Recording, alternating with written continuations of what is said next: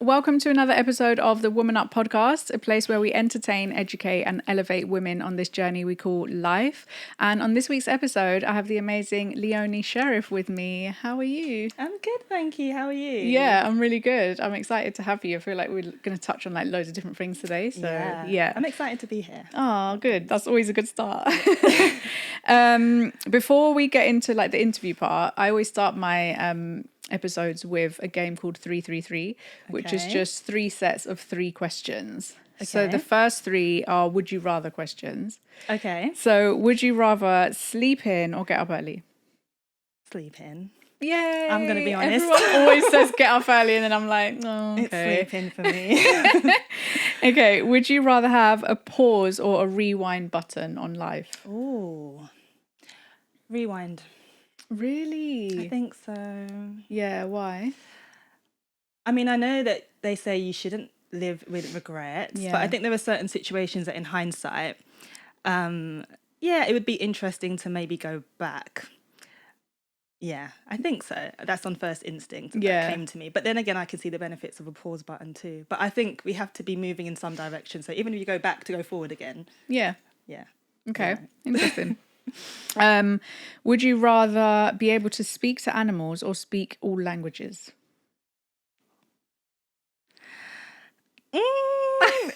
I was oh God. Speak to animals. I know it's so like I have pets. I have 2 cats and I talk to them all the time and they talk to me all the time. Okay. But I think it's really interesting to really understand the real language that they're communicating. And various other animals. I don't know. But then again, there is such an upside to being able to speak all languages. You're going to notice I'm extremely indecisive throughout this discussion. We'll go with animals. Yeah, I would love to talk to animals. Yeah. I'm fine. I already speak to enough humans, so. Literally that. Okay, the next set of 3 is finish the sentence. So one day I am going to... Heal. We're going to touch on that in the episode. At night, I hate to... I hate to think about all the things I didn't get done in the day that I planned to do. I do that. That's like every single night. Yeah. It's just like an ongoing cycle. But yeah, I'd like to be able to feel like today was good enough, you know? Yeah. And tomorrow's another day. So yeah. Okay. The most surprising thing I've learned about myself is... Oh... my resilience. Yeah. I think it's surprising, but it's not at the same time because I feel like I've kind of always had an element of it within myself. But I think it was very non-proactive, if that makes sense. So it was kind of something that was ticking in the background, this resilience. And I think it drives a lot of my actions and attitudes towards things in life, just constantly feeling like... stick it out, see it through, stay focused. So I think it became more apparent recently that, I am actually quite a resilient person in many areas of life. So, Yeah. I mean, just knowing a little bit about everything you've been through, I feel like, 100%. Thank you. Okay, the next 3 are random questions. So what is the most ridiculous thing you believed as a child? That there was a possibility that I could fly. I know, it's really sad. I tried many times. Did you? I would watch Peter Pan sometimes and be like, you know what? It's possible if you just believe. Yeah. And I would launch off things in the car, not to any sort of detrimental, accidental. Say, did you ever hurt yourself? No, I mean, I didn't. I think I half tried. Okay. I didn't fully believe. I think that's why it never really happened. Yeah, that's why it the didn't belief happen. wasn't fully there. Yeah. But yeah. I love that. Okay, what are 3 things you can't live without? Oh. I say my cats. It's so corny. I'll have to live without them one day. But yeah, they are really my comfort. My faith. Okay. Faith in God. You know, that keeps me grounded through everything I endure through life. And I should say something like water, but probably music. Yeah. Yeah, music's That makes my sense. thing. Yeah. Yeah. Okay, and then the last one, which is like an iconic woman up question now, is Okay. what 3 things do you love about yourself? I'm a good listener. Yeah. I like listening to people and just providing a space for people to like, I feel like people like talking to me. Like sometimes I'll just be out and about and it's quite a common thing that people gravitate and want to tell me things that I sometimes feel like I don't know if I should know this, but I'm honoured to hold space for things like that. So being a good listener and having empathy, I don't know, they should be two different things maybe. Yeah, empathetic and very determined. Okay. I like those. Yeah. Well, now it's your turn to like be listened to. Are you nervous about that? I hate being the center of attention. But no, I'm excited as well. I think it's just great to get an opportunity to talk to you, to be honest. Yeah. Oh, thank you. No, it really is. Yeah. Okay. Well, on that note, then let's start. For anyone who doesn't know you, who are you and what do you do? So I'm Leonie. I do music. I'm singer-songwriter, and maybe what would be classified as a musical artist because I create music also. I work with young people, mentoring them and helping to guide them on their early journeys in music. So I do artist development and artist mentoring. I've also recently launched my new venture, which is Sense'n By Sherif, which is my perfumery brand, which encompasses my passion for both music and scent. So they kind of converge and come together under this hub where the fragrances are inspired by the musical stories. And sometimes interchangeably, the musical stories, they go hand in hand. We've been inspired by the scents I'm creating. So these are just two art forms that I'm very passionate about, and I wanted to bring the experience together to create somewhat of a sensory kind of escapism. And also there's like a visual side, so I do focus on trying to create like quite nice visual content that kind of accompanies the vision for the art, so Sense'n. And I also deal with chronic pain. I have endometriosis, adenomyosis, and fibroids. And I'm suspected to have fibromyalgia, and I have some issues with facet joint degeneration, so osteoarthritis of the lower back. So I deal with chronic pain as well, and I feel like it's important to start trying to advocate for that a bit more and speak up a little bit more, just about my experience. I've recently become a representative for Endometriosis UK for their EDI forum, which is to do with their equality, diversity and inclusion initiative that they've started this year. So I'm like a volunteer working as a critical friend for some of their operative plans and trying to make sure that like there's full representation across the board. Oh, wow. So that's kind of like the first step in that direction. Yeah. And I'm just going to try and use my platforms to just be a bit more open about my journey. So I that's love a bit that. about me. Yeah. You've got lots going on. Yeah. Quite a bit. Let's go back then. Like, has music always been a part of your life? Have you always been a singer? Did you say songwriter as well? Yeah. Funnily enough, music has always been a part of my life. Since I was really young, music has just been my thing. I grew up around it. My dad is a musician. He was in a band in the sort of early mid-80s. Oh, wow. Yeah, he was in a band. They were signed to a major label deal. They kind of came out around the same time as the Eurythmics. Oh, wow. Yeah, they were signed to RCA. So I always had that influence in the house of music. Like my dad was always playing his vinyls and his songs, and I would always kind of just, that was my thing. I was heavy into music. So I loved music growing up. And I think I even started like writing my first songs when I was like in primary school. I formed little girl groups. I was in like a few little girl bands. I was one with like our friends and neighbours. I dragged my little sister in as well. We were like a little foursome, and I used to try and make beats on the keyboard when I was like 11 years. Like that's when it kind of from that far back it kind of started. And then I would do things like, I'm really going to be showing my age now. I would try and record myself on like my double tape recorder using earphones as a microphone. Okay. So there used to be like a mic port and an earphone or headphone port, and I'll plug the earphones into the mic and I can sing and record myself on tape.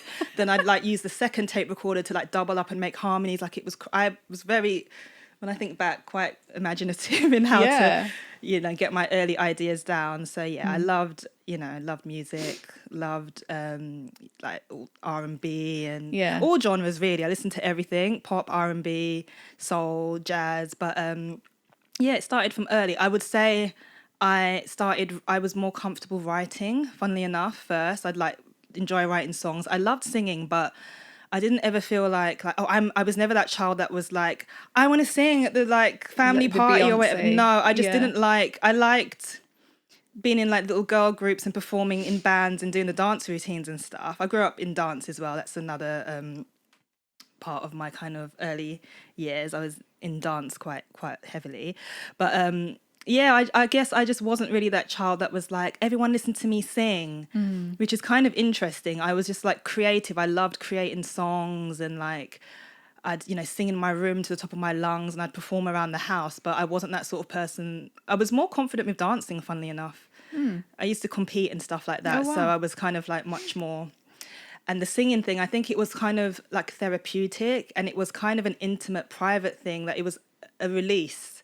So when it's something that's kind of like a release and it's a personal love, it was kind of sacred to me. And it was almost like, it is your diary in some respects. And from that young, that's how I always kind of felt about it. So I think it took me a while to kind of start putting my stuff out there. But yeah, I had experiences as I was growing up, like as a teenager. I was in a few little bands here and there.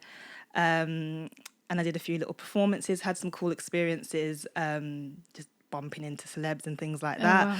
But I didn't really start my personal journey until a little bit. I would do things here and there. Like I'd be a part of songwriting sessions. I'd demo stuff, record demos, write stuff. But I wasn't this person that was kind of like putting my music out or singing on stages and stuff. I was very in the background. Yeah. And I like that side of it. So it was a bit of a transition when it was like, okay, you're actually putting yourself out now. Yeah. But yeah, I say that the dancing helped. I did modelling as well. I actually took up modelling with the core intention of I want to develop my confidence and expand my ability to kind of get confident with the music side, like just putting myself out. So yeah, it was definitely something from young that it wasn't something I just discovered later in life. I loved it from day dot. Yeah. Yeah. Have you ever like worked with any celebrities or anyone we might know?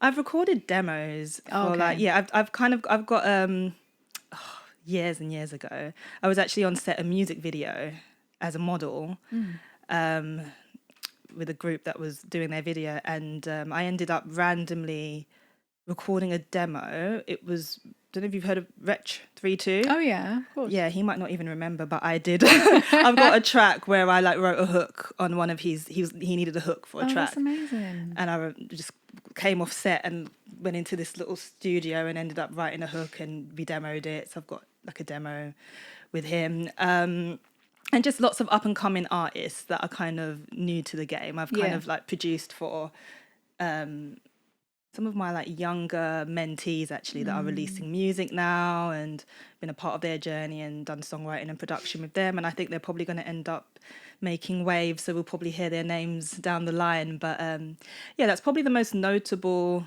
artist that I've kind of collabed with in some respect. I bumped into one gig I was doing backing vocals at the time with my band member at the Jazz Cafe, and we bumped into Amy Winehouse. Wow. We literally came off stage and she was upstairs having like a rum and coke, and she hugged us. She was like, all right, girl, that was good. We were like, it's Amy Winehouse. So yeah, like, just little things you come across on the circuit and that. But I think there's probably things I can't even remember. There probably are a few that I'm forgetting, but those are the ones that come to mind. Yeah. Yeah. Okay. Yeah.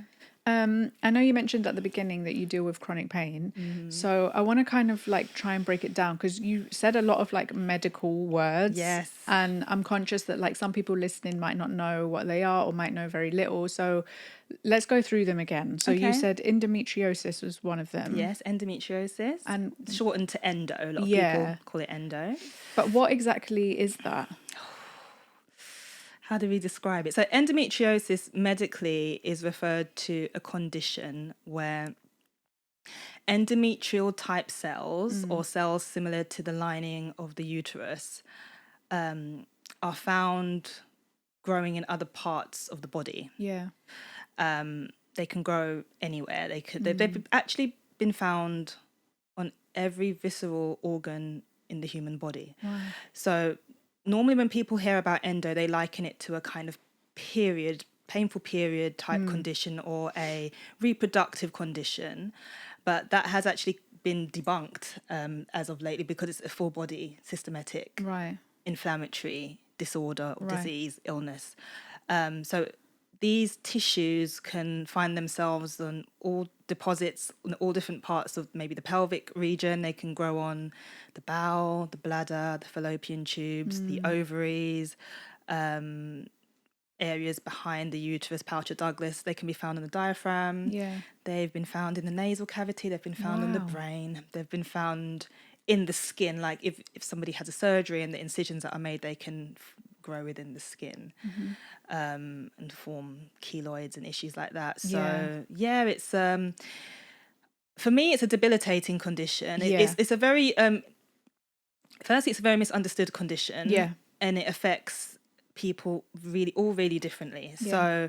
So some people are kind of asymptomatic. They don't really have symptoms and they might only discover they have this condition maybe like if they're struggling to get pregnant. So a known symptom can be infertility. Not for everyone, but some people can struggle with that. So they might be going through fertility testing and they might have imaging and eventually investigations that show, oh, you have endometriosis, and that might be a factor preventing somebody from getting pregnant. They might have no symptoms, no pain. Somebody else might present with painful periods. Maybe it's something that they've had from when they were really young, or maybe it's something that develops later on in life out of nowhere and they're just struggling with pain. And then there are varying extents to, like, some people can struggle with pain all the time, all over the body. It can affect, your lower back, your legs, pelvic area, obviously. Brain fog and extreme fatigue are huge symptoms that come with the disorder as well. Varying degrees of pain. Some people would say it's like, they have cramping, period-like cramping, or they have tenderness. Some people have throbbing, knife-like pain. Some people, women that have had children, will say, my pain is worse than when I was in labor. Wow. Yeah. So that's just to show the varying degrees of where it can sit. It's just it's a very mind-boggling, under-researched, misunderstood condition. Yeah. So that's endometriosis. And then- adenomyosis is endometriosis' cousin. Okay. So it's very similar in the sense of the pathology, I guess. It's, again, endometrial type tissue. So it's quite important to distinguish. They say type tissue, not endometrial tissue. Okay. That with adenomyosis, it grows into the muscle layer of the womb, the myometrium. So it's confined to the uterus. So these lesions form in the uterus. They make it like bulky. Sometimes it can make it change its sort of disposition, and it can lean on organs. And with adenomyosis, I would say it's pretty much not untreatable, but it's very hard to treat because they can't remove those lesions. So with endo, there are various treatments. There's no cure, no known cure, but there are various treatments that tend to be surgery. Pain meds and hormones are the main ones. There's obviously natural remedies and things you can do to help your quality of life if you suffer tremendously with chronic pain. But those are the things. Surgery, there's excision and ablation, 2 types of surgery. But even with the surgery, like, many people with women and people with endometriosis will have repeat surgeries. They can have up to 5-6 surgeries. Wow. And it was once considered that a total hysterectomy was like the total cure. Right. But it's not, because with endometriosis, it can find itself sort of surpassing just causing damage to organs besides the reproductive organs. So if you take the reproductive organs out, you could still deal with damage to like your bladder, your bowel, nerves. There's a sciatic nerve type of endometriosis that affects the nerves that run down the legs. And so unfortunately, there have been cases where people have gone for a total hysterectomy and then said, but I'm still in pain and it just hasn't helped. They will say that a total hysterectomy is the cure for adenomyosis because it actively takes the womb out. So with no womb, there shouldn't be anything. But a lot of the time, endo and adenomyosis go hand in, not all the time, but a lot of people do find they present with both. Okay. So sometimes it's hard to know which one is gonna, they treat the endo with a excision surgery and then you're still in pain. Oh, it must be your adenomyosis. Maybe that person gets a hysterectomy, they're still in pain. Oh, it must be the endo. So it's a tricky one to navigate, really, really tricky. And then fibroids are, I think they're quite common. I think a lot of women deal with fibroids, but I think they have a similar presentation to adenomyosis, but they're more, I don't even know how to describe them, like balls. So they're on the uterus again, and sometimes when they do imaging, they're like, oh, we're not sure if it's a little fibroid or if it's something called an adenomyoma, because adenomyosis can present like in fibroid form, or it can be diffuse, which is when it's flushed throughout the whole. I've got the diffuse type, so it's like they couldn't just say, oh, we'll target this one area and hopefully you'll get some relief. It's like, no, either we tolerate it and try and deal with it, or we could take it out, which is not really an option for me right now. So that's in a bit of a nutshell. It just sounds like super stressful, all of that. It really is. When was the first time you had or you noticed symptoms that weren't, I don't want to say normal, but like symptoms that you were concerned about? Yeah. To be completely honest with you, my symptoms kicked off from the beginning of when I first got my periods. So you were like a teenager? I was a teenager. I was 13. And I'll never forget it. I was so disillusioned because I remember when I first, I know this is a bit TMI, but it's Woman Up podcast. We're talking about periods. Be open. When I had my first period, I remember it felt like a false alarm because I'll never forget the day I was, I was like at a fun fair with friends and I was on this, what are those rides where you're like, it's a standing roller coaster? It's like a waltzer, but standing. You know that ride that's like on an angle? And I'll never forget because I was on this ride and I remember thinking, my stomach is really hurting. Like, I feel like I'm going to be sick, but probably because I'm on some kind of a roller coaster. And I just remember the rest of that fun fair day, I just felt really crampy, but I just thought I was feeling unwell or I was nauseous from the rides. And I got home and I realised I'd started my period. I wasn't even sure because, I was like, what is this? My mum's like, yeah, you've started your period. I was like, oh, okay, great. And I actually wanted my period because I was like one of the later ones in my friendship group. Like, all my friends had their periods and I was like, oh, I want to get to that point. No. I don't know why I wished that, but yeah. And then I remember I went like 2 months with nothing. No period, nothing. And I was like, oh, what's happened? I thought I started my period. And this is quite common. Sometimes it takes a little while to get going. I was like, oh, this isn't even that bad. I don't even have anything. And then this one day, oh my God, I'll never forget it. I thought I was dying. Wow. I was saying, I had my period. I was full on, in full flow. It was like heavy. I was thinking, oh, I remember my best friend at the time was staying over my house and I was like, Mum, I need to go to the hospital. I think there's something wrong. Was it pain? Was it bleeding? Or was it just like a mixture of things? It was a mixture of things, but most prominently, it was pain. It was, the pain was like, it felt like somebody had lit 6 matches, flung them in my womb. And it was like contractions, but not like, it was just... Now, what I would say is contractions, like the womb contracting. I felt nauseous. I thought I was going to vomit. I just felt like I weren't on this planet. When you just feel like you're out of it kind of thing. And I literally thought, this doesn't feel right. Like I couldn't stand, I couldn't sit. I was literally on like all fours, like I think I'm dying. And then I I think as started a teenager as well, like 18 years that's old, awful. and I was vomiting profusely. So that became a symptom that happened with every single period. I would vomit for the first day, probably up to like 8 times, just vomit. Whether there was anything in my system or not, it was like a mechanism. It was just vomit. So I was vomiting and I was, sweating. I was in agony. Bleeding. And I just thought, this can't be what a period is. Yeah. And my mum was like, oh, it's your period. And I was like, no, but this isn't normal. And my mum had bad periods as well. It kind of run in the family. So she was just like, well, yeah, this is what it can be like. And I remember my friend, I was like, is yours like this? She was like, oh, it's a bit uncomfortable, but like, no, like I couldn't even, I was dead to the world. I was like, I have to find a way to manage this pain. And that became the first day of the rest of my life. Yeah, literally. So from a teenager, I had symptoms that were just definitely not normal.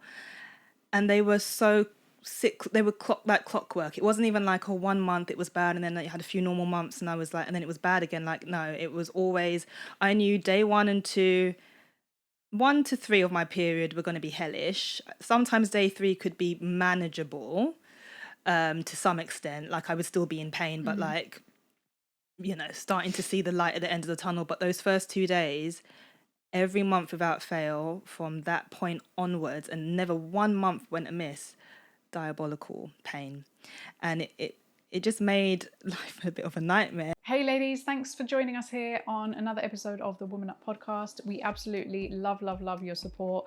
And I just want to take a moment to say, please subscribe wherever it is that you're watching from, whether it's Spotify, Apple Podcasts, YouTube, it really doesn't matter where. It just really helps us grow and keeps the podcast going. If you're feeling especially inspired, please leave us a comment with feedback or even topic suggestions. It really means the world to us, and I personally read everything. So thanks in advance. We appreciate you, and let's get back to the episode. I was going to ask, like, how did you cope with that during like school time and like the stresses that like most kids deal with, like GCSEs and whatever else, and you're dealing with that? Like, I can't imagine. Do you know what? It was really difficult at school. I remember the first few times I was having flares at school, and I knew like it kind of, when it started happening, I was like, oh no, not this again, I think. And I'll go down to the school nurse and be like, I'm not very well. And I remember she'd be like, okay, you can just sit on the bed and have a herbal tea and a hot water bottle and you can relax for a bit and then go back. And I'd be like, I don't think I can eat anything, because I knew that if I ate or drank anything, I would bring it up. This was just what I was used to. Yeah. If I was lucky, it would come on, my time of the month would come on a weekend and I could battle through and then return on Monday, somewhat able to function on day 3. When my cycle started to change and I would come on during days of the week while I was at school, I just thought, oh my God. And I remember first time I visited the school nurse, and she just gave me a herbal tea and told me to sit down. And I was sitting there and I was saying to her, I can't take anything down because I will vomit. She was like, yeah, just drink it. Oh, wow. So I was sitting there and I drank it and I could feel myself coming over all hot. And then I just vomited everywhere, like on myself, on her bed. And she literally was like mortified. She was like, oh, I'll call your dad. And then ever since that day, every time I went down to the school nurse, she'd take one look at me, I'll call your dad. Oh, no. And my dad used to have to come and pick me up from school. And like, it took a while before I would always still have to go into, even if it was in the morning and I was like, I think I'm going to have my time in the month, I still have to go to school. Yeah. Because at the end of the day, I mean, for my family, for my mum, like that's what she dealt with. No one's in your body at the end of the day to know like how bad it is, but it's traumatic thinking back to those days, just getting to school from my house and then knowing that like, oh God, it's at that point where I can't even stand, I'm vomiting, I'm in agony, and dad's gonna have to come pick me up. Yeah. And that was school. That was, friends and started to that came to know that was kind of a thing I had, and it was isolating as well because I didn't know anyone else that was suffering like that. Yeah. And, there were times where I was thinking, is this a thing to do with me having like a low pain threshold? I don't think so. Like this is, no, like, it wasn't that. It was just that I couldn't understand why I was dealing with such, and obviously like everyone else would just be like, oh yeah, like, oh, it's your period. Like, because they wouldn't understand. the extent of the pain and what was happening. And it was very isolating. I didn't know anyone. There wasn't like a single person at the time who I was like, oh, they, you know, have it to that extent.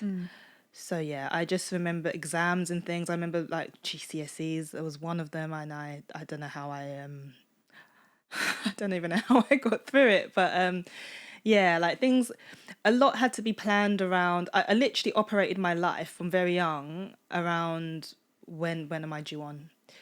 Because there were just certain things I knew I couldn't do. As I mentioned before, I used to dance at the time. I'd have rehearsals and things like that. And there were times where there's no way. If that time hits, you got to stay home and just grind through it, you know? Yeah. So, yeah, it was definitely, you know, from school into work, there were challenges. Again, just having to call in sick. And at the time, I would say, if I had a female manager, I might be honest and say it's my period. But then that became jarring for them after a while, because it's like I had an experience with like a very early on when I started working, and she was a good friend, but first couple times it was like, oh, okay. And then afterwards it was like, it's your period, get your ass in. Wow, really? And I can understand to some extent that she might think, you're just using this, but it wasn't, you know? And then I started thinking maybe I'll just say I have a stomach upset, because that will be a bit more, especially when I started working and I had like male managers. I didn't want to be telling them like it's my period. So I would be like, I've got an upset tummy, I'm nauseous, I'm not well, I've got a bug. I would, because, you know, if I was at work and I was vomiting and they're wondering what's wrong with her, like, because most people associate vomiting with either like a terrible tummy bug or hangover. Or a hangover. Or is she pregnant? Yeah. So, like, I would just provide sort of safety measurements for myself by saying, yeah, I've got an upset tummy, I can't come in, I'm really poorly. And I felt like it stigmatized me a bit, because I became known for every other month without fail, depending on what days, like my work fell on or whatever, like this girl's going to be calling in sick. Yeah, it's so Or sometimes I would disappointing, go in and have to go home, and that was kind of the beginning of, I think, me getting treatment, because one time I was commuting to work, I had to turn around and go home because I started like vomiting at the train station, and I collapsed. I passed out on a train, and somebody had to help me, like sort of help me off the train and stuff. And then when I got home that time, my mum took me to the GP. I think I'd visited the GP numerous times about my pain, and I'd just been given, you know, pain meds, paracetamol. You're just unlucky, you have bad periods. Sometimes it's like that, runs in families. Take some ibuprofen.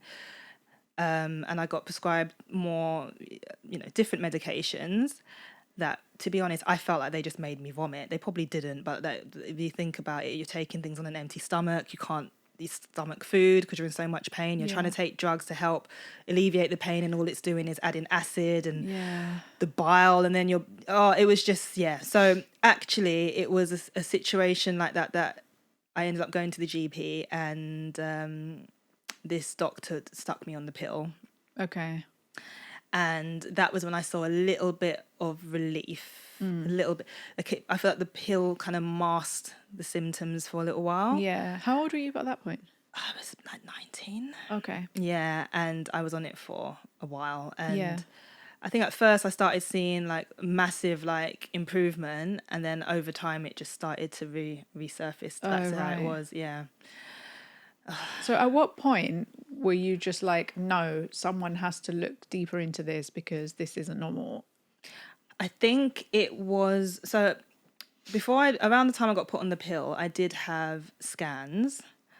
But the thing with endometriosis is imaging more often than not, doesn't pick up anything. Like the only way it can be like definitively diagnosed is with a laparoscopic surgery, where they take tissue and biopsy and they confirm that it's endometriosis. So you can have scans, you know, and it's like, oh, there's nothing on the scan, you're fine. Like there's nothing there. There's no cyst, there's nothing. It's clear.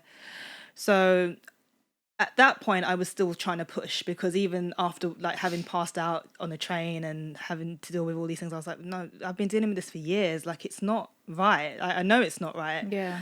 But then, you know, it's like the scan says no, computer says no type of thing, Yeah. and you're like, again, in this spiral of just disillusionment, like, what is this? Like, this can't be right, you know?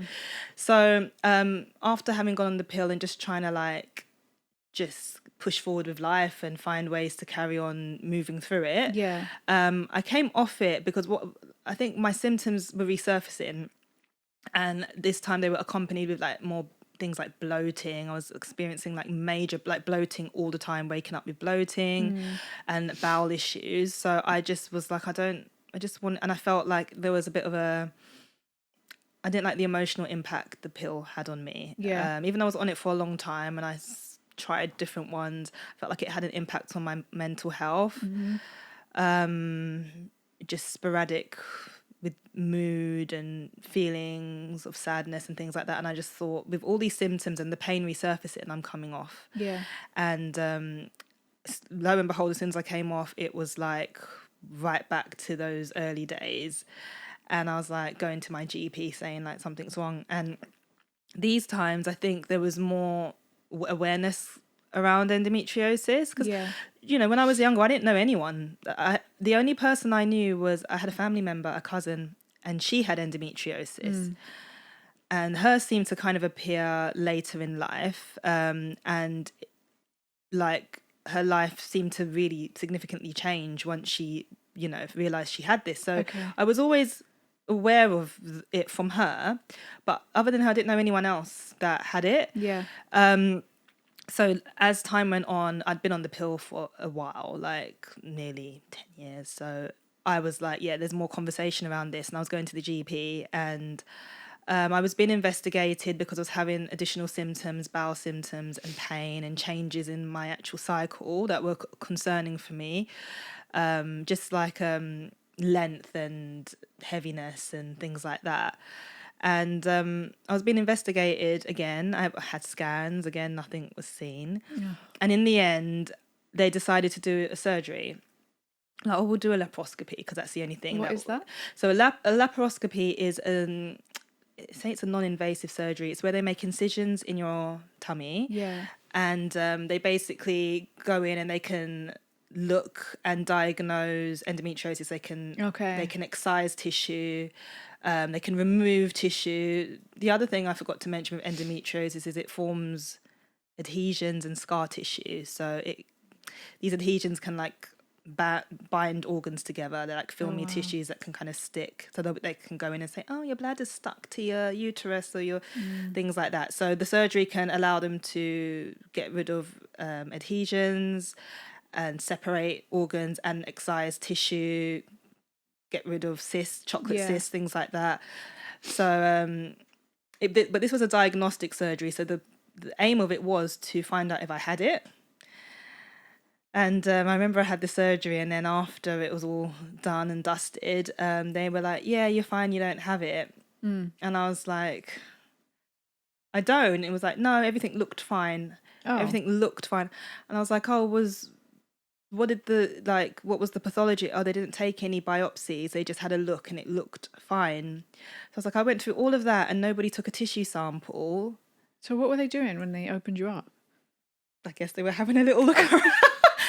You know what it is that I came to find out later on that the surgeon who did that surgery was a gynecologist but wasn't a specialist. So that's the other thing with endometriosis. Like, you need to see an endometriosis specialist.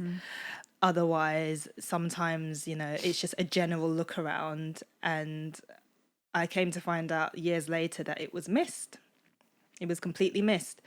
But at the time, I left that surgery thinking something's wrong with me. Like, what? There's nothing wrong. There's nothing on imaging. There's nothing, you know, the surgery. There's nothing. Like, I've just got this pain.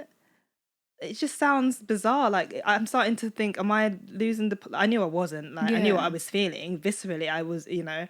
But I just couldn't. It was devastating.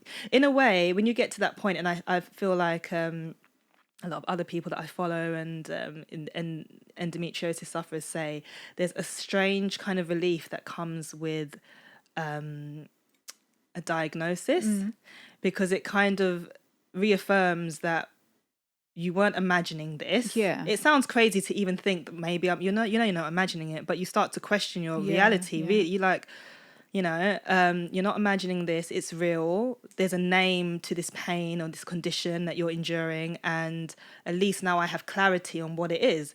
Because up until that point, like, you're in no man's land. You're just, plowing through, trying to get through it and keep it pushing, but something's wrong. And it was a long time. I mean, they say the average diagnosis length of time is, I think it's like 7 years now? Yeah, I saw that Which when is I was looking into it, and I just thought, oh my God, like 7 years is such a long time. horrific. Mine was around 20.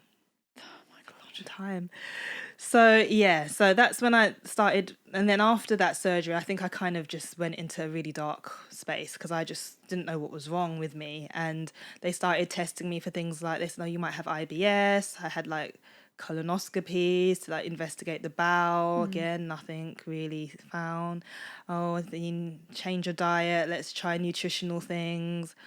I was dealing with like really extreme PMS. They thought I had PMDD. I don't know if you've heard What of is that that. now? I think it's the medical breakdown of it is it dysphoric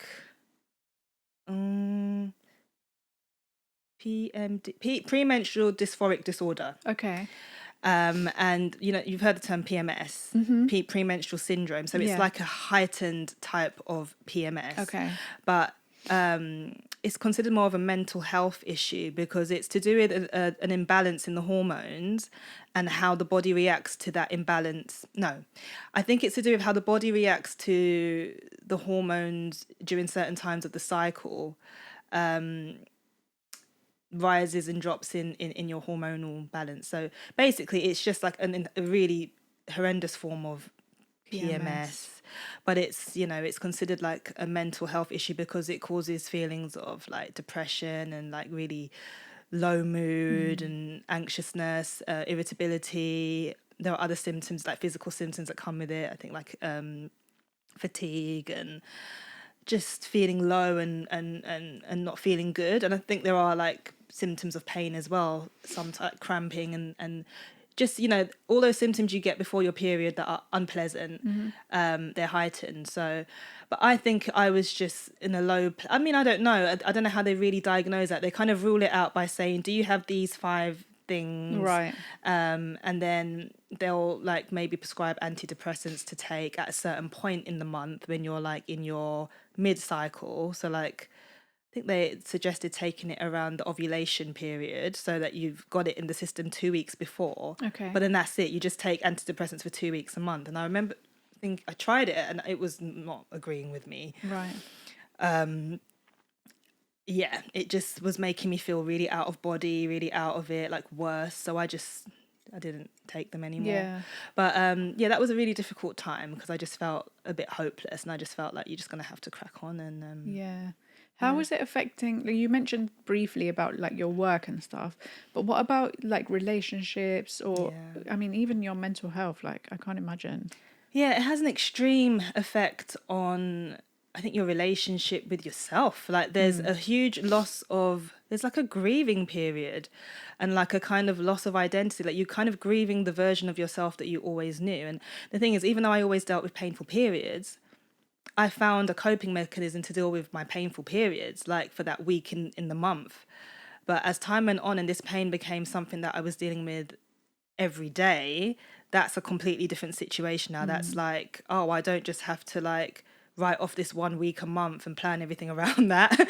Ironically, it's 1 week a month, but everything revolves around that 1 week, whether I can go here, make these plans. But then now I'm like, the unpredictability of the flares, it has such an impact because you just don't know whether you're coming or going, and you can't. I think also for people in your life that know you to be a certain way, they know, you're driven and you like to be sociable and do things, and then all of a sudden you're like, you can't commit to plans, or you might commit and then say, I can't make it, or I don't know, unfortunately I'm not feeling well enough, I can't come. And also I think because with flare-ups, they can like hit varying degrees.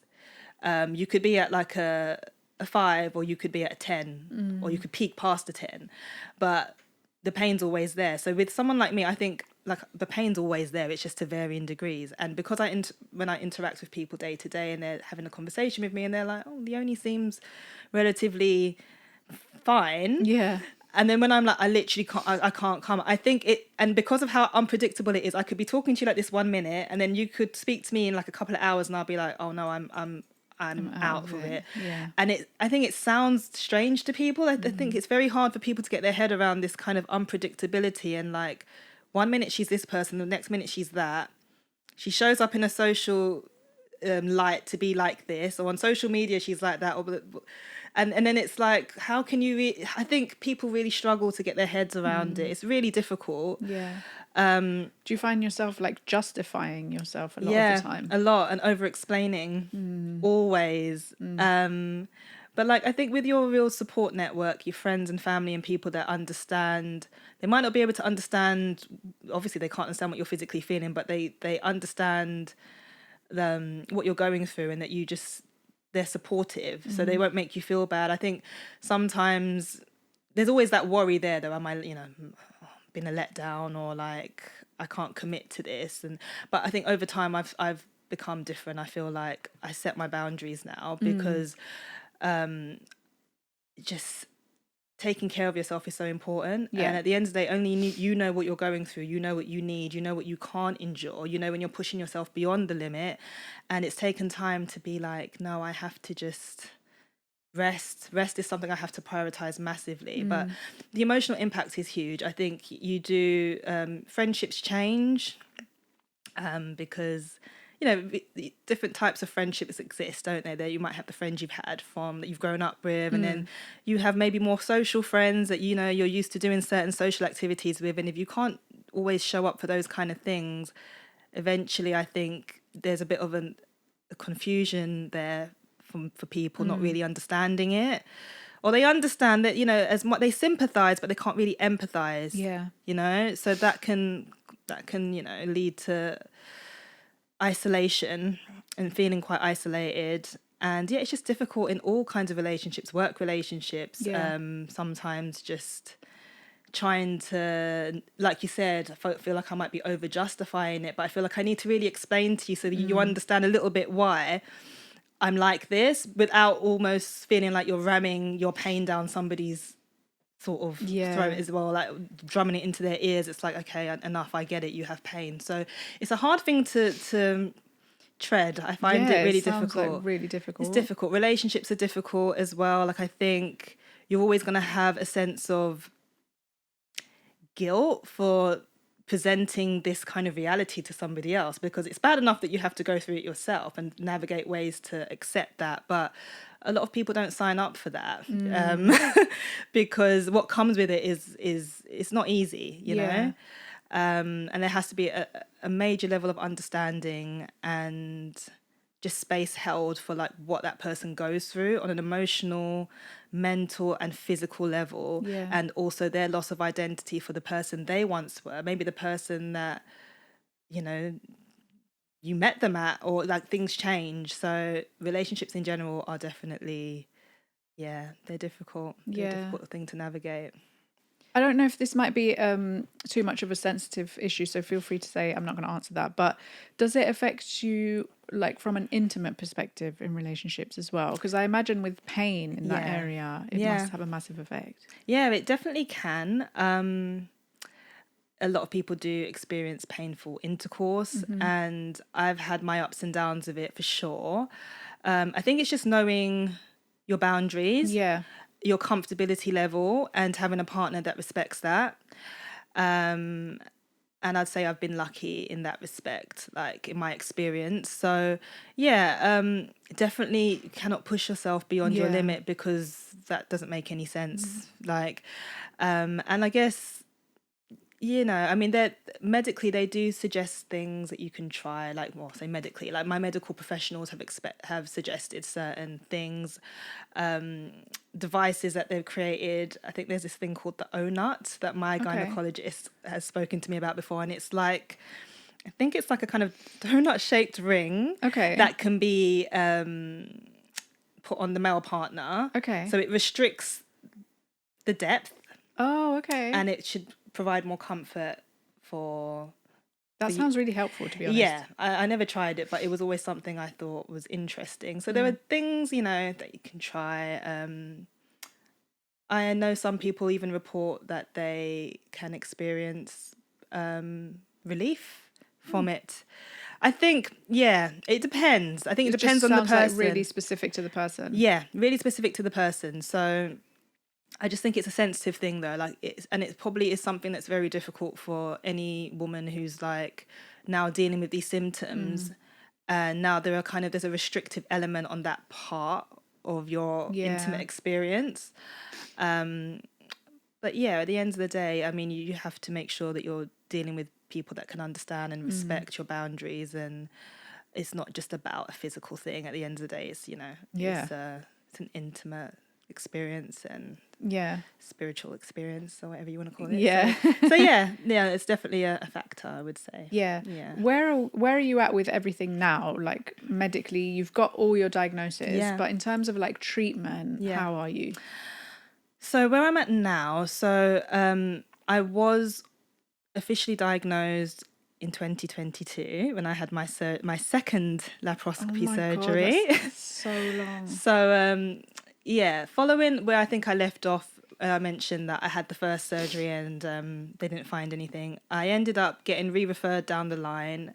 It was kind of accidental in a way. They thought I had a scan. They thought I had polycystic ovaries, which is another, obviously, gynae-related condition. Just because I was producing lots of follicles on imaging, they were like, oh, you've got lots of follicles going on here. And I ended up being referred to a specialist, I think because of my history of pain. And it was this one specialist that, you know, she took all my history and said, I think you've got endometriosis. And I was like, oh, no, I don't. I've been down that whole thing. Like, no, I don't have it. Yeah. You know, very confidently, no, it's not that. And she was like, no, I think it is. Yeah. And she said, you know, a lot of the time, depending on who did your surgery, it can be easily missed, especially depending on what location it's in, if it's behind the uterus. And I remember she did an internal examination on me and immediately was like, I think I'm sending you for an MRI. I think I can feel scar tissue, nodules, like, and I was like, oh, and she's like, yeah, and we'll take it from there. And then the MRI came back positive, so imaging showed there was deep pelvic endometriosis. Wow. And then I ended up having my surgery and having it excised, and it was during that time that she also discovered the adenomyosis, because I knew I had fibroids as well. I'd always have like odd cysts and things.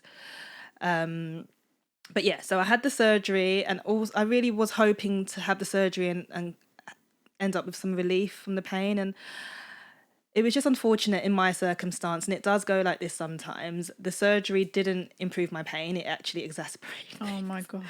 So I was really struggling to come to terms with the fact that post-surgery, I was in more pain, couldn't understand it.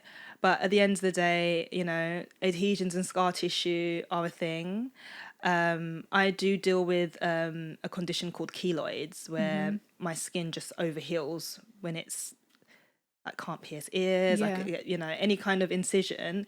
It's like it tries to overheal itself. It produces too much collagen and it can cause like a kind of lump. So I think one of the elements might be scar tissue. That's what they think. And the way that you heal, if you heal badly externally, then you're more inclined to have a difficult healing journey internally after having had quite a major surgery. So I think that might have been a part of it. But yeah, so where I'm at now, you know, obviously the pain has been ongoing. And I ended up having another MRI, which showed that it's back. So I'm scheduled for another surgery. So I'm on the wait list for that. Yeah. And the thing is, it's important to note that it's not always surgery that people will go with. There are, you know, some people opt not to have surgeries because there are risks that come with surgeries at the end of the day. But for me, there's just knowing that something's there. I think the thing in my mind is like how long I've been having these symptoms for, how long it had been there before I even got a diagnosis. What may have happened if it was caught earlier and treated earlier could have led to maybe a different outcome to how things are today. So now, like, if something is picked up on imaging, I feel like, well, considering that imaging doesn't even always pick up anything, I would rather have this taken out and then we just move from that point onwards. So it's been difficult because another side of it is, I think, medical gaslighting is a big thing. Okay. And sometimes due to budgets and things, you know, they might look and be like, well, you only had a surgery a year ago, or like, let's just try this or maybe that. And it's like, you have to really, really advocate for yourself because it's difficult. Yeah. It's difficult to get the help you need. Yeah. But yeah, so after like having to advocate pretty hard, it wasn't something that was easily offered to me. I am on the list for surgery, and I'm just dealing with the pain through mainly pain meds, which unfortunately are something that I have to depend on quite a lot. Yeah. I don't really like taking them because there are, you know, they're quite strong stuff and they have their side effects. Yeah. But at the end of the day, like, you have to find ways to navigate and cope. So pain meds are something that are part of my treatment plan, and just trying to focus on wellness and finding calm and relaxation and rest is really, really important to me. Hence why I said, like, I like to sleep in the morning. Like, honestly, like, a lot of the time I end up taking pain meds at the early hours of the morning, and they knock you out as well. Oh, right. So that's another reason why, like, I'm not an early morning person. Like, I just really prioritize rest as much as I can. And yeah, I'm just, you know, trying to, like I said, trying to advocate a little bit more and raise awareness, because I think a lot of, you know, even like the few little things I have shared on my like socials and that, I've had loads of I always end up with like DMs from people that are like, I'm going through this right now, I'm not sure what it is, I've been to doctors, they keep saying, you know, it's probably just bad periods. Like, so many stories from people I know and people's daughters who are going through it. So there are, you know, it's such a poorly researched area, I think, because it's a women's condition. It's like, again, always referred to as kind of like a period type menstruation. Yeah. You know, I was referred to pain management because I'm under a lot of clinics for support as well. So I have I'm under a pain management team, and I have pelvic floor physiotherapy, which I'm really lucky to have been referred to get, and some musculoskeletal physio as well. But the first pain referral I had, I was rejected on the spot. I remember I went there and the doctor saw me and he said, I don't have any real notes on you. And I was like, well, found that strange because I was seeing another doctor in the same hospital for it was for pelvic floor at the time. And then he just said, oh, you've got a gynecological issue, I'm going to refer you back to your GP. Wow. And that happened, I think, end of last year. And I told the GP, like, well, he's discharged me. So that wasn't even early on. Like, you would have had loads of notes. Loads on, like, of notes, surgery. But his thing was, this is a gynae issue. Right. You know, it's not like you don't have, it's not like, I don't know, an injury or something that, I mean, I do deal with lower back pain, but to them, whether that's driven by like estrogen or hormones, it's all gynae related. Right. So it's almost like not my area, not my field. And that's really disappointing because, as I said, like, endometriosis is a full body disorder. And that's a huge misconception that it's just, you know, gynae. So yeah, I'm just trying to advocate for myself, and share my journey to some extent, so that I can, you know, help other people that might be needing to explore avenues if they're finding that they've got symptoms or suspicions around maybe having this disorder. So what advice would you give someone who's maybe going through similar symptoms that you had early on? You have to advocate for yourself. And it would be helpful to find somebody that you trust, that can support you and maybe even come to your appointments with you. Because a lot of the time, if you go alone, because obviously it's hard to always have someone with you, but I think doctors can get away with kind of brushing you off a lot more easily. Advocate, don't give keep going back. It's exhausting. It really is exhausting to keep going and saying the same, recounting the same experience and telling the same story and the same issues and symptoms and problems you're having, only to be told, oh, maybe try this painkiller, try this, try that. They will do that, but you can't get to the point where you just say, oh, just leave it. Yeah. I think you have to keep advocating for yourself. Don't give up. Keep a symptom diary. Really helpful, so that you can actually show that there's a cycle of symptoms happening, and you can say, look, I've been keeping a note of this, that and the third, and this is concerning, this isn't normal, this is debilitating, this is affecting my ability to carry out everyday life and function. If it's pain that's interfering with you being able to go to work, carry out your daily activities, it's not normal. We all expect some degree of discomfort and maybe mild pain with periods, because that's just what we have to deal with as women. But and again, like I said, maybe it's not just period related. Maybe you're having bloating, lower back pain, extreme fatigue, nausea, just issues that are happening cyclically, because even though they say the disease is driven by estrogen, so it has something to do with the way your hormones move. Advocate for yourself, keep a symptom diary, have a trusted person that will support you, and maybe come to appointments with you and advocate for you, and maybe even speak a little bit on your behalf if needed. If there's something you say and the doctor kind of just shimmies past it, just somebody that can kind of reiterate that no, they experienced this, that and the third, and just really drive it home that this needs to be addressed and not left until such point that this person, it could get progressively worse, and then what. There are lots of resources as well, just like there are a lot of influencers and YouTubers that share their story, and I find that community is really important. It's amazing to have your friends and family and loved ones supporting you along the way, but as I mentioned before, there is an isolating element of just still feeling like you're just this anomaly that no one can really fully understand. So when you kind of seek community, I think the isolation improves because you realize that you're not alone. And there are other people that are going through similar things, and it might not be the exact same thing to what you're going through, but there will probably be things that you hear that resonate, and you're like, oh my goodness, I know. And and it's like community, and people are a lot of the time open to sharing their views or asking questions or being open to having questions asked, and it just feels it helps. It really helps. So but yeah, if you're in the beginnings of maybe wondering if you might have this and you're not sure, I think you just need to get a health professional that will refer you to a specialist. If you can get your GP to refer you to a specialist, that's the first step. Because, like I said, I had my first surgery with a gynae, and they weren't specialised in the field, and it was kind of a waste of a surgery. So it's not just seeing a doctor, and it's documenting it, but you want to get referred to a specialist and then take it from there.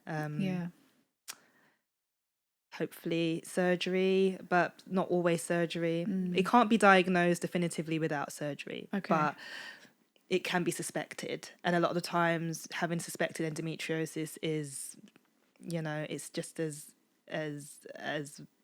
what's the word I'm looking for? Valid, because the lived experience is still, it's not easy to diagnose. It takes a while. So that's what I would say. Try and get referred to a specialist. Okay.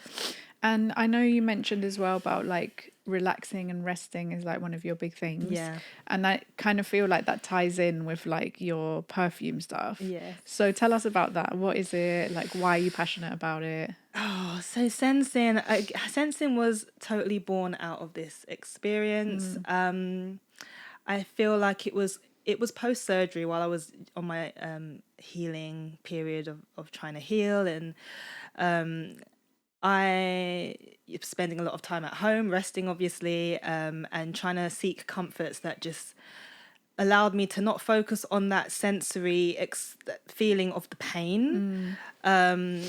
And I just wanted to feel something else that wasn't pain. Fragrance has always been something I'm mad about. I love fragrances. I love perfumes. I love all kinds of fragrance, like room fragrancing. I'm big on candles, incense, I love a diffusers. candle. Yeah. Love them. And I love perfumes as well. And I find that scent gives me a sense of comfort. I'm the kind of person that will like wear perfumes to bed. Oh, wow. Yeah, like not like heavy perfume. Like, Yeah, I'll yeah, have my yeah. night scents, and it will make me feel like, you know, or I like the whole experience of like pampering and, you know, doing a full body scrub and then like a body oil and you know, a shimmering body butter after, and it just makes me, and the smell that smells good, and that, and then also having the candles in the room, and then I'll spray my perfume. So scent, it just kind of makes me feel clean, rejuvenated, comforted. And I think the connection with memory and scent, like bringing you back to happier times. And I've just always loved scent. So during this healing period, I was diving into scents a lot more. I was kind of indulging in that to kind of bring me out of this, to help, I guess, distract me from this pain.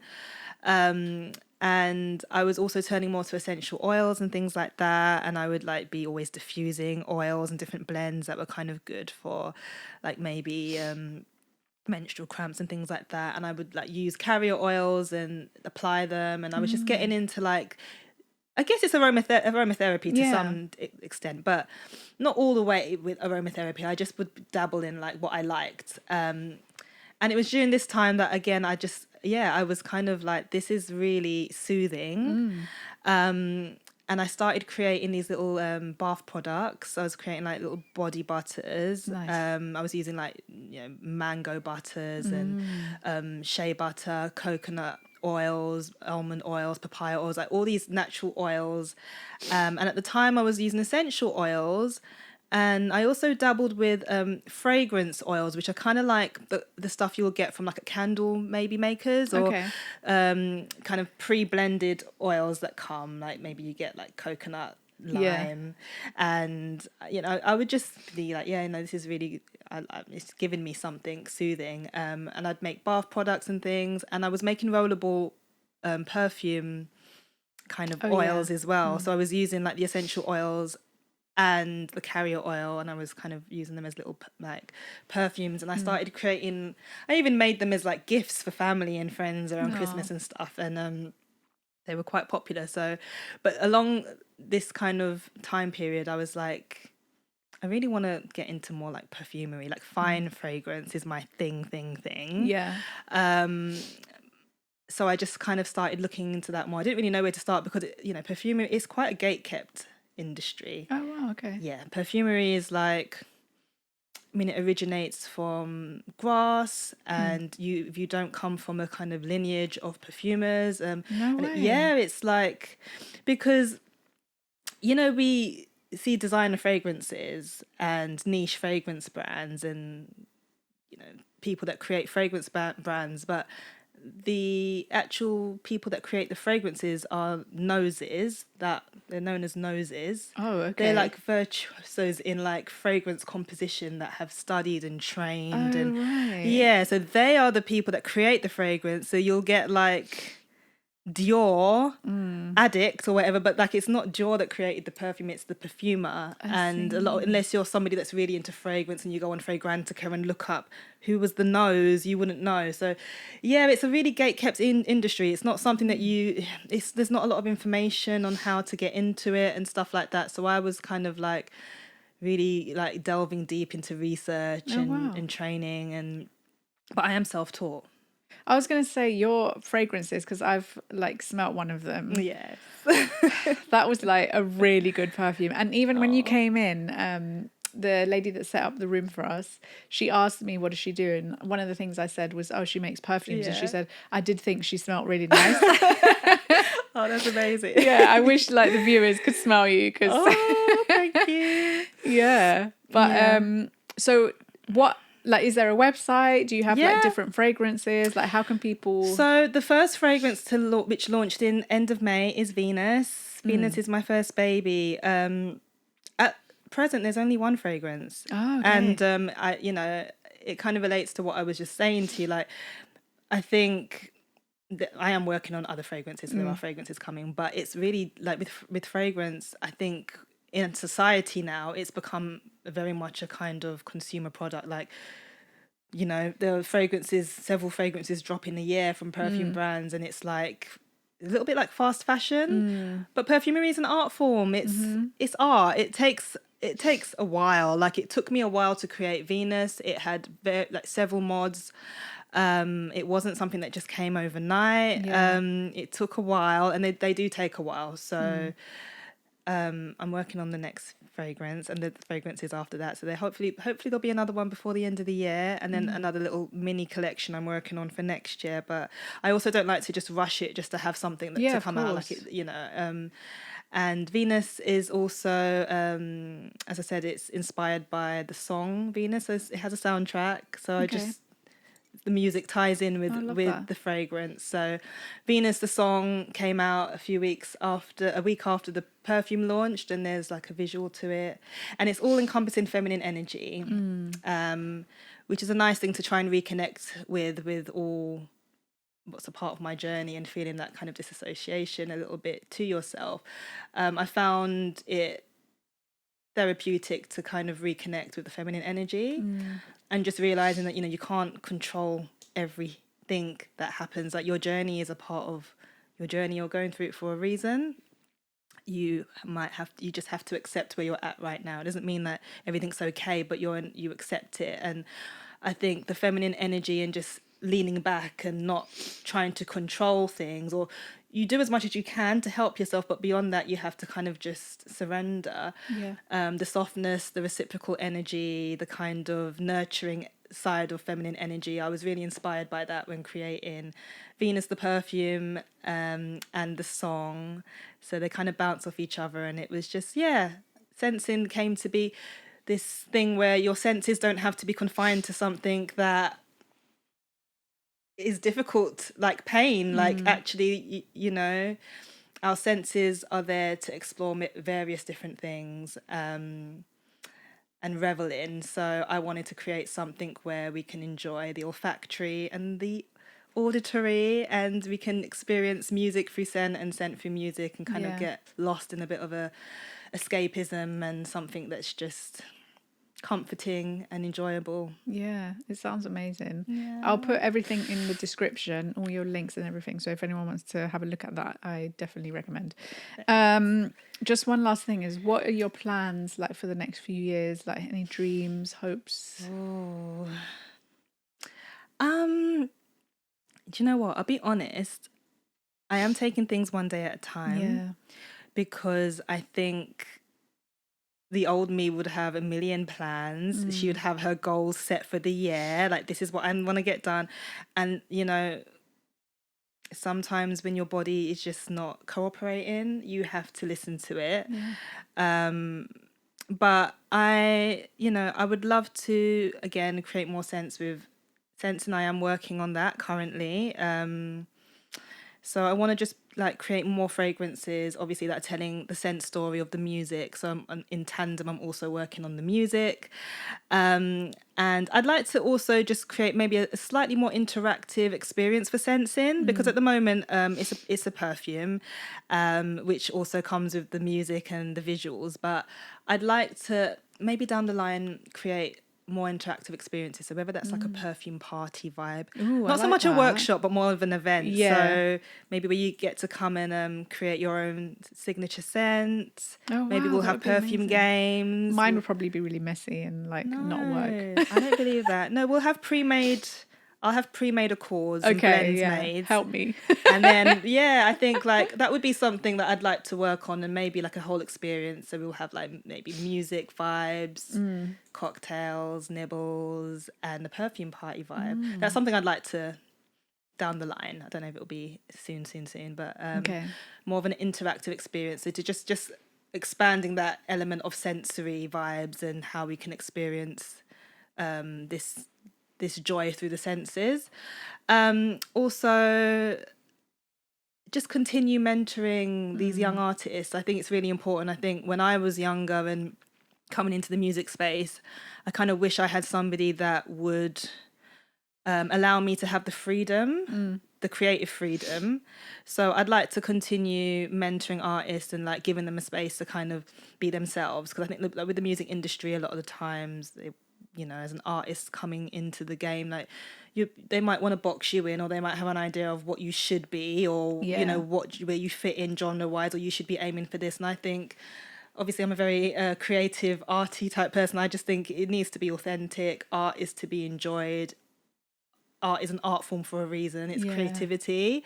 So I'd like to just maybe expand my platform for working with new and upcoming artists that are at the beginning of their journey, so that they feel supported and that they can be as authentic and creative as they need to be, so that they can really kind of flesh out their artist identity and feel supported at an early stage. And so I'd like to do more things on that side. And just advocate for endometriosis more, and chronic illnesses as well. And I've focused mainly on endometriosis, but chronic illness in general, it's just a difficult thing to navigate. And it just means that, you have to navigate through life a little bit differently. You have to be kinder to yourself. You have to be more vocal with the people around you, so they can understand and support you, and so that you can thrive and find new ways to kind of just embrace life and navigate your journey.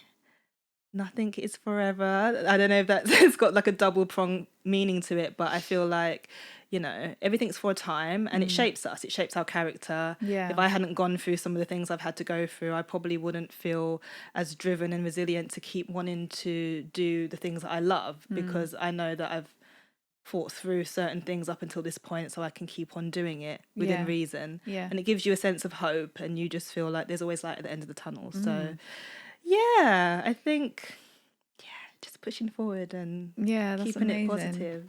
Your attitude and everything, like your mindset, going through everything that you've been through is just like amazing. I don't even know how I would cope with all of that.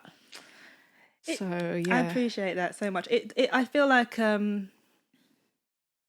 to sound like cliche, but they say like what doesn't kill you makes you stronger. And like, progress over perfection. It's like, things don't always go the way you intend, but you navigate through them, and you learn things about yourself, and you're able to maybe help others as well. And life has its ebbs and flows and its phases. So I just feel like there's always light at the end of the tunnel, and my faith keeps me grounded. So amazing. Well, thank you so much for coming on. Thank you for loved this having conversation. me. I loved it. So informative as well. But thank you. And don't forget, guys, to like, comment, subscribe, and share the episode. If you've liked something specific, put it in a comment below, and it really, really helps the podcast with your engagement. So I look forward to seeing you next week. Bye.